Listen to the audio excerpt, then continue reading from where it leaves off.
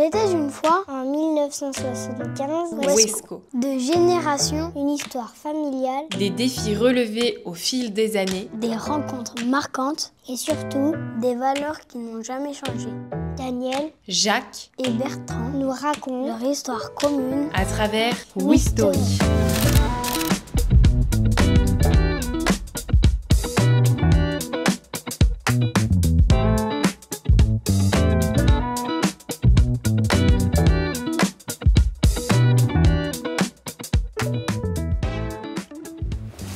Comment l'idée de l'entreprise a-t-elle vu le jour? Écoutez, on a eu l'idée ensemble, mais pourquoi? Parce que je n'avais pas retrouvé mon travail que j'avais avant la naissance de Bertrand. Je l'ai élevé pendant 2 ans, et puis après, il fallait que je revoie ma profession, de voir ce que j'allais pouvoir faire. En résumé, de l'ennui naît la créativité. Voilà. Faut remonter un petit peu dans le temps. En 1960 et 1961, nous avons intégré tous les deux la société Robustacier de Cerizay. Était une société qui fabriquait du mobilier scolaire. Elle était toute récente et nous avons appris tous les deux notre métier dans cette entreprise pour prospecter les collectivités locales, les écoles, et finalement on est toujours resté dans cette activité tout le long de notre carrière. Et puis, comme on était dans les articles de crèche et d'école, on est parti sur cette idée de matelas suite à un représentant qui a dû nous dire qu'il manquait de matériel dans les écoles maternelles. Pour aménager les salles de repos. L'entreprise, au départ, s'appelait Ouest Collectivité.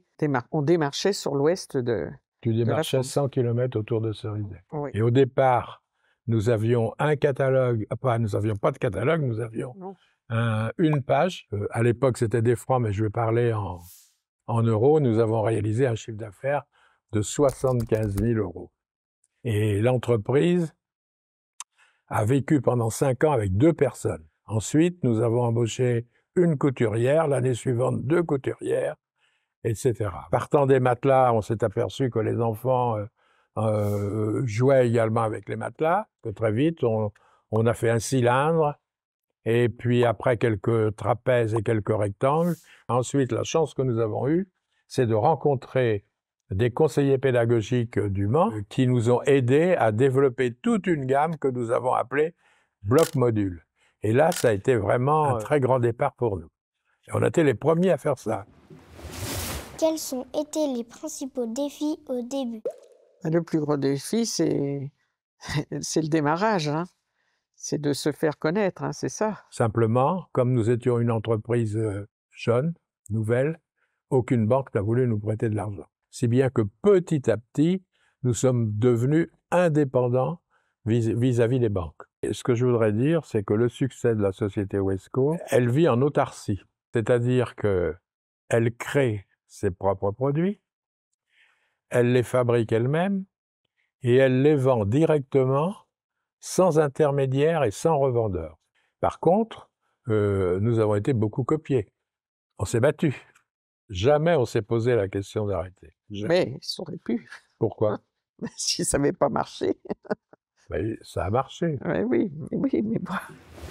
Comment l'entreprise a-t-elle évolué au fil du temps? Alors, le développement de l'entreprise, c'est une suite d'événements inattendus. L'ensemble de nos blocs modules était fabriqué par une importante société de la Sarthe. Le responsable qui s'occupait de Wesco me téléphone en disant « Écoutez, si vous voulez, on monte une entreprise ensemble. » Moi, j'ai toujours rêvé d'être totalement indépendant. Donc, on a topé et nous avons créé à Sablé la société Covex, qui est l'anagramme de Wesco. Wesco Covex.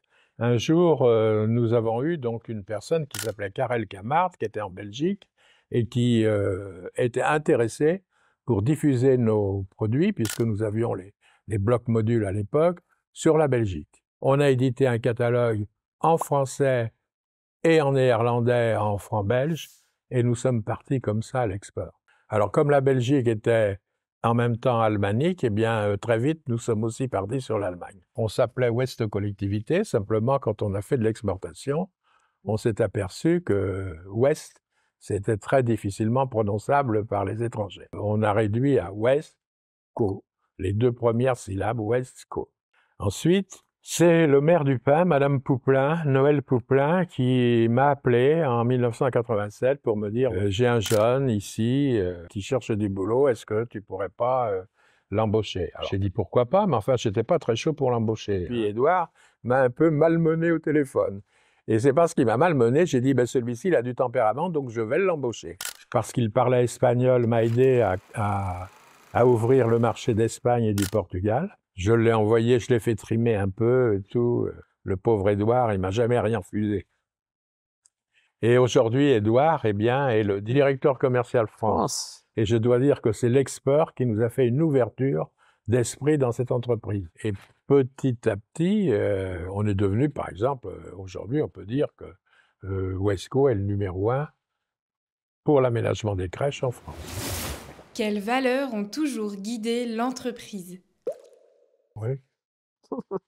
Innovation, créativité et qualité. On s'est toujours battu pour ça.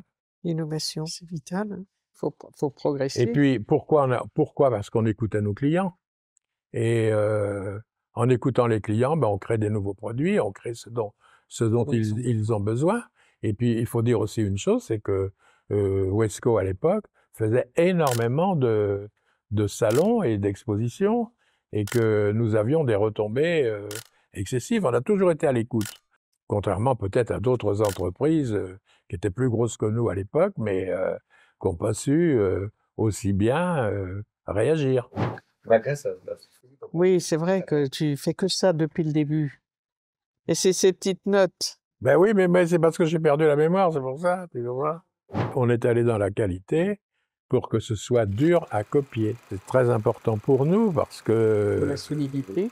Les objets sont assez maltraités par les enfants, hein. Disons qu'il faut que ce soit solide déjà. Non? Oui, et en plus de ça, il y a quand même le problème de sécurité. Hein, en plus. Puisqu'on a affaire à des enfants, donc tous les produits que nous avons fabriqués correspondaient aux normes. Et on n'a rien laissé au hasard. Rien laissé au hasard. Comment s'est déroulée la succession? Notre plus gros succès, moi je vais vous dire, c'est l'arrivée de Bertrand Vigneron qui a pris la suite de cette entreprise et puis qui l'a boostée. Alors, lorsque nous avons fondé l'entreprise, Bertrand avait 7 ans. C'est un peu de sa faute si cette entreprise s'est créée. Je l'ai dit tout à l'heure, ben, de l'ennui naît la créativité. Cette entreprise a progressé. Bertrand a fait une école de design industriel à Paris qui s'appelait l'ESDI. Puis lorsqu'il a eu terminé ses études, il ne voulait pas rentrer à la société Westco. Ça nous ennuyait parce qu'il voulait monter sa propre entreprise. Et on s'est dit, bon, ben, il va nous coûter cher. Non, mais tu avais surtout envie qu'il continue aussi. On lui a proposé de monter un bureau de recherche et développement au sein de l'entreprise qui en était dépourvu. Et il a accepté à la condition qu'il vienne avec quelques-uns de ses amis. Pour moi, c'était une évidence que Bertrand prenne notre suite parce qu'il fallait absolument que cette entreprise reste une entreprise familiale. Lorsque tous nos confrères entreprises familiales ont été vendus à d'autres entreprises, ils ont tous fermé les uns après les autres. Une entreprise familiale, c'est quand même relativement important en France. Travailler en famille, lorsque nous étions chez nous, jamais on n'a parlé du travail et de l'entreprise. Ça n'a certainement pas été facile pour Bertrand de prendre au début l'entreprise. C'est jamais facile, hein? Il y avait une équipe, et puis comme vous savez, ben, tous les jeunes, ils bousculent un peu les choses, donc on ne peut pas non plus bousculer une équipe. Petit à petit, ils se mettent dans la réalité des choses. Daniel a pris sa retraite en 2003, et moi j'ai pris ma retraite en 2006, j'avais 63 ans. Donc c'était grand temps qu'on laisse la place. Bertrand, qui avait déjà son équipe, était tout à fait en place pour pouvoir prendre la suite. Eh bien pour nous, c'était une très belle aventure. Ça s'est passé au début dans les difficultés, mais on a réussi. Donc pour nous, c'est une satisfaction.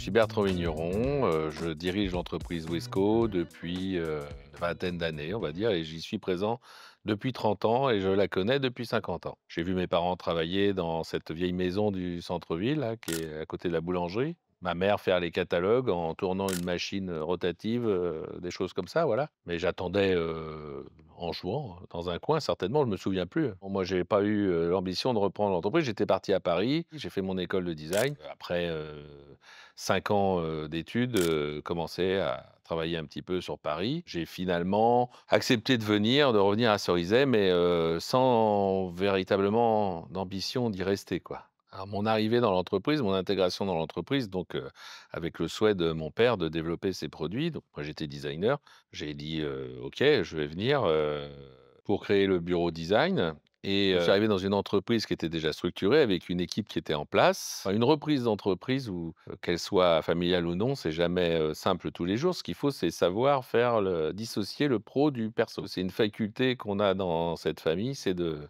savoir, bien faire la part des choses, justement. Et donc après, il y a certaines journées, oui, c'est pas évident. En plus, il y a des conflits de génération, il y a eu des moments de clash, mais c'est bien, au moins les choses se disent. Mais après, il faut savoir, oublier tout ça. Quels ont été vos plus grands défis? Dans une entreprise, il y a toujours des défis, auxquels il faut faire face. Après, j'ai dû, me battre, pour, me faire un prénom dans l'entreprise. Ensuite, j'ai dû me battre pour la faire croître dans un monde concurrentiel, parce qu'on oublie quand même qu'on n'est pas tout seul, hein. C'est un métier de combat, le métier de chef d'entreprise. Donc les défis, ils sont quotidiens et c'est ça la différence entre la jeunesse et l'expérience, c'est qu'on prend les choses avec beaucoup plus de recul. On a vécu des choses, donc on sait à peu près comment les gérer. Mais quand on est gamin et quand on arrive et qu'on a tout ça, il y a quelques nuits sans dormir. Mais ça, on le dit pas évidemment. On n'a vécu que des crises finalement et ça aussi, on a quand même une résilience parce que, quand mes parents ont démarré, c'était quand même, juste après les crises pétrolières, ensuite, moi, j'ai eu la crise de 2008, la crise économique, on a quand même perdu énormément à l'export du jour au lendemain, il a fallu rebondir. Puis ensuite, on a eu le covid. Maintenant, on ne sait plus, il y a tellement de crises qu'on ne sait même plus, par quelle boule prendre et c'est vrai que ça peut être un peu anxiogène, mais il faut tenir. Il faut avoir, l'énergie pour tenir. Mon père a un dicton, c'est: «Ne pas subir» et ça, c'est une chose, ne pas subir, de ne pas être dépendant d'autres personnes, être indépendant et ne pas avoir la pression de l'extérieur. Comment avez-vous contribué à la croissance de Wesco? On est arrivé dans cette entreprise, qui était quand même très artisanale, on va dire, puisque la machine la plus high-tech, c'était une machine à écrire. On avait nos feutres, nos gros cahiers, parce qu'on n'avait pas les ordinateurs comme aujourd'hui. Bah, on a fait notre petite agence de design, au dernier étage de cet immeuble et j'ai dessiné une partie des animaux édredons, notamment, la tortue. C'était une des premières gammes que j'ai travaillées et j'ai créé les Baby Modules qui étaient une continuité des blocs modules qui avaient été créés par mes parents. J'ai pris la direction avec ma propre équipe. Moi, je dirais que j'ai tout gardé et j'ai tout changé. J'ai gardé, cette volonté de partir à l'export qu'on a développée. J'ai repris ce côté, ce que mon père a toujours voulu, c'est-à-dire, c'est le client d'abord. Après, j'ai évolué aussi parce que c'est le client, mais il y a aussi les employés. Avec, mes équipes, c'était Sylvia, c'était Delphine, on a revu complètement la façon de faire les médias, on a revu complètement la façon de calculer les tarifs, on a refait l'architecture de l'entreprise complètement, sauf le bureau de mon père, qui est resté, tel qu'il était à l'origine. Ma formation, est bien tombée par rapport à l'époque qui est la nôtre aujourd'hui, enfin qui a succédé à mes parents. C'est-à-dire qu'il fallait développer ses propres produits. Donc moi, j'ai amené ça. J'ai aussi étoffé les gammes en sélectionnant de plus en plus de produits de négoce, en complétant, en devenant ensemblier, alors qu'on était vraiment des spécialistes de la mousse exclusivement. On a informatisé l'entrepôt et à ce moment-là, il y a un garçon, Xavier Péchat, qui est arrivé, qui m'a aidé à mettre ça en place et ensuite a permis aussi à Wesco de quitter l'informatique qu'on avait, qui était une informatique, développée maison et tous ces gens-là sont toujours là aujourd'hui, ont fait toute leur carrière avec moi, dans l'équipe de direction et je les remercie. Je suis arrivé, j'ai amené quand même des valeurs qui m'étaient propres, qui sont venues compléter celles de l'entreprise. Ce que j'ai voulu, c'est que j'ai vu tout de suite qu'on était dans un monde, multiethnique et donc ça, c'est quelque chose que j'ai imposé dans la création des produits et dans le catalogue. avec des images et des produits qui représentent les différents groupes ethniques, on va dire, qui composent nos sociétés aujourd'hui. Ça, c'est une valeur auquel je tiens beaucoup. Et puis, il y a 65% de femmes à Wesco aujourd'hui, mais il y en a toujours eu beaucoup. D'ailleurs, dans mon équipe de direction, il y a une parité, alors sans le vouloir, hein, mais il y a une parité et elles ont toujours eu une place très importante. Et donc, à travers le catalogue Wesco aussi, c'est pareil. Nous, on s'est toujours battu contre les stéréotypes. Et alors, il se trouve que ça, moi, j'ai fait ça il y a 20 ans, 30 ans. Et aujourd'hui, ça tombe pile poil dans les mentalités de nos sociétés. Franchement, quand j'ai fait faire tout ça, parfois on me regardait bizarrement. J'ai quand même vécu ça. J'ai dit: «Bah non, non, vous prenez Wesco tel qu'il est ou vous le prenez pas». Comment imaginez-vous l'avenir de l'entreprise? Alors l'avenir de l'entreprise, moi je l'espère, la mieux possible. Il y a un moment où je vais la quitter, ça c'est sûr, hein, et j'espère pouvoir, avoir fait une entreprise, pérenne. Qu'elle soit dans une pérennité familiale ou autre, peu importe, mais enfin qu'elle, reste, qu'elle continue, son chemin à travers ce monde. Moi, ce que j'espère, c'est tant qu'il y aura des enfants, il y aura Wesco. J'ai dessiné Wesco déjà jusqu'en 2040 pour couvrir tous les terrains. Après, il va falloir, évoluer avec son époque. C'est-à-dire qu'aujourd'hui, ça c'est une chose, je me battrai toujours là-dessus. Donc là, il va falloir intégrer toutes, les nouvelles technologies qui viennent de plus en plus rapidement, ne pas se laisser dépasser, aller toujours de l'avant, ne pas avoir peur de l'IA, de la robotique ou je ne sais quoi, ça c'est indispensable pour perdurer dans le temps. Ça, c'est en interne et puis après, continuer à faire des produits toujours, de mieux en mieux pour nos clients. Et après, l'entreprise, aujourd'hui, est quand même mature sur son marché. Donc peut-être qu'à l'avenir, il faudrait, aller voir, vers d'autres marchés. En restant sur l'enfance, on pourrait, aller vers, des marchés un peu plus grands. Qui va assurer la relève après vous? Alors je pense à la transmission après moi depuis, quelque temps. Moi, je suis resté 10 ans avec mes parents déjà. Avant de vraiment être seul, donc ça se fait pas comme ça du jour au lendemain. Après cette transmission, se fera, familiale ou pas. Je me suis même inscrit là actuellement à un réseau qui s'appelle FBN, qui est, Family Business Network, le réseau des entreprises familiales pour commencer à voir comment font ces entreprises qui perdurent familialement à travers les générations. Il faut savoir qu'en France, je crois qu'il n'y a que 15% des entreprises qui passent à la 3e génération. Mais en France, il y a culturellement aussi pas toujours une vision très positive de l'entreprise familiale, ce qui est dommage parce que je trouve que ça reste quand même des entreprises qui justement répondent, je pense quand même aux attentes sociales de beaucoup d'employés. En tout cas, il y aura un après, ça c'est sûr. Et peut-être qu'il sera vigneron, mais je sais pas sûr. En tout cas, je ne forcerai personne à prendre ma succession. Quelle est votre plus grande fierté partagée? Oh bah, la fierté, moi, c'est la réussite, hein, de l'entreprise et puis que Bertrand l'ait fait bien progresser. C'est ça surtout la fierté. Également, je suis très fier de ce que Bertrand a fait, puisque lorsqu'il a pris l'entreprise en 1993, le chiffre d'affaires que nous faisions en francs, lui, il l'a fait en euros. Donc, il a multiplié par 7. 10. Hein? 10. 10? Non, mais moi aussi, oui. En fait, c'est la fierté, c'est de voir cette entreprise là où elle est aujourd'hui. Ça, c'est sûr.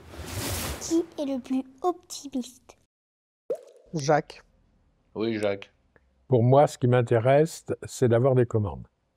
Voilà. Non. Donc, je souhaite avoir des commandes. Qui est le plus exigeant? C'est Bertrand qui est le plus Bertrand, exigeant. oui, moi aussi. Je sais pas. C'est absolument. Je pense que Jacques aussi est quand même exigeant. Hein. Il l'a été, mais maintenant que je suis à la retraite, je suis plus exigeant. Ah ben non, c'est sûr que maintenant. Qui a eu l'idée la plus audacieuse?